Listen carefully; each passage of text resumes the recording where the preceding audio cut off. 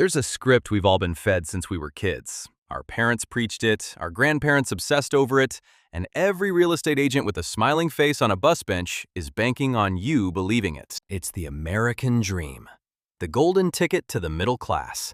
The script says, rent is throwing money away. You're just paying your landlord's mortgage. Buying a house is the best investment you'll ever make.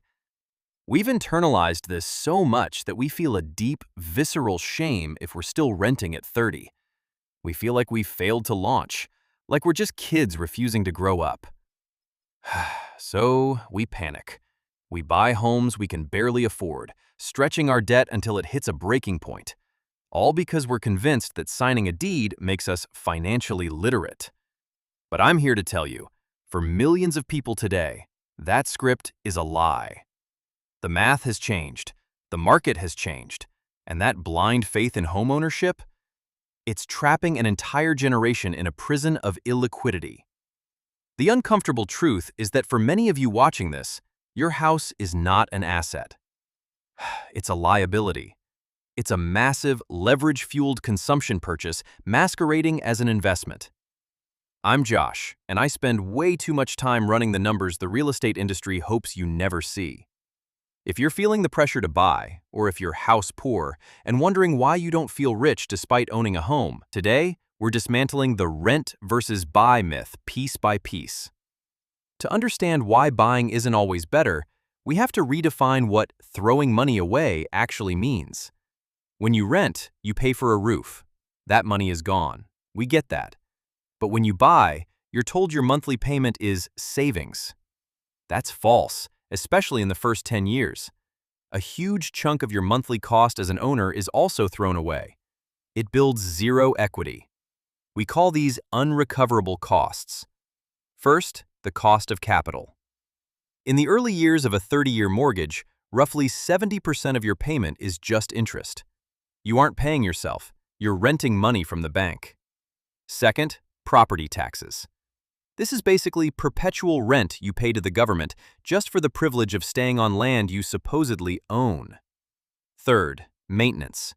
The rule of thumb is 1% of your home's value every year. That's the unsexy stuff: water heaters, roof leaks, and pest control. And finally, insurance and fees. Between homeowners insurance and the 10% hit you take in fees when you eventually sell, your investment is constantly bleeding cash. So how do you decide? It comes down to one number: the price-to-rent ratio. Think of this as the P/E ratio for housing. Take the price of the home and divide it by the annual cost to rent a similar place. If the ratio is below 15, it's probably better to buy. If the ratio is above 20, the math is screaming at you to rent. In cities like New York or San Francisco, these ratios are hitting 25 or 30. When the ratio is that high, you're effectively shorting the housing market by renting. You're living in $1 million asset for a fraction of what it costs to finance it, while the landlord takes the risk of the boiler breaking or the market crashing. But the real wealth killer is the opportunity cost.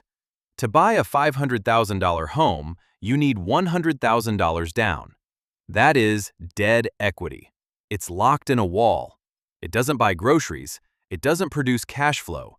If you took that $100,000 and put it in the S&P 500, it historically doubles every 7 to 10 years. By locking it in a house, you're betting that your one specific neighborhood will outperform the entire global stock market. Historically, real estate loses that bet. Nobel Prize winner Robert Shiller proved that over the last century, real home prices have barely outpaced inflation. The massive gains people brag about are usually just leverage luck or inflation illusions. We also have to talk about mobility. In 2026, being able to move is a financial asset. If you get a job offer in another city for $50,000 more, a renter can leave in 30 days. A homeowner is trapped. They have to sell, pay 6% in agent fees, and hope the market isn't down. By buying, you are essentially shorting your own freedom. And before you say, "But Josh, rent goes up and my mortgage is fixed," remember, your mortgage is fixed, but your taxes, insurance, and repair costs are skyrocketing. You aren't immune to inflation. You're just paying for it at the hardware store instead of to a landlord. Look, I'm not saying never buy.